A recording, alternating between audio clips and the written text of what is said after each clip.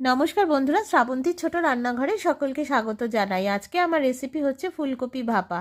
শীতের দিনে গরম গরম ভাতের সাথে এরকম যদি ফুলকপি ভাপা হয় তাহলে কিন্তু এক থালা ভাত এটা দিয়েই খাওয়া হয়ে যায়। চলো দেখতে থাকো আমি কিভাবে করছি। একটু নুন জলে ফুলকপিটাকে ভাপিয়ে নেব। কড়াই সর্ষের তেলের মধ্যে ফুলকপিটাকে একটু হালকা ভেজে তুলে নেব। এদিকে মিক্সির জার নিয়ে নিয়েছি, এর মধ্যে নিয়ে নিয়েছি সাদা সর্ষে আর 2 চামচ পোস্ত, কাঁচা লঙ্কা, নুন দিয়ে এটার একটা পেস্ট তৈরি করে নেব। আমি আমার মতো করে মশলাটা নিলাম, তোমরা তোমাদের মতো করে ফুলকপি অনুযায়ী মশলাটা বাড়িয়ে কমিয়ে নেবে।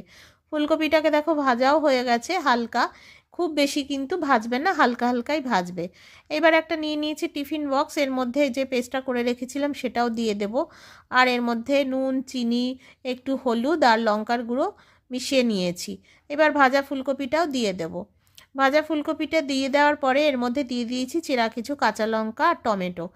আর দিয়ে দেব হচ্ছে মটরশুঁটি। শীতকাল যেহেতু একটু মটরশুঁটি দিলে কিন্তু ভালোই লাগবে।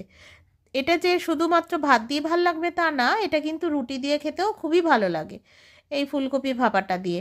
এবার এর মধ্যে দিয়ে দেব একটু কাঁচা সর্ষের তেল। যেহেতু এর মধ্যে পোস্ত আছে, সর্ষে আছে, একটু কাঁচা সর্ষের তেল দিলে কিন্তু ভালোই লাগে ভাপার সাথে।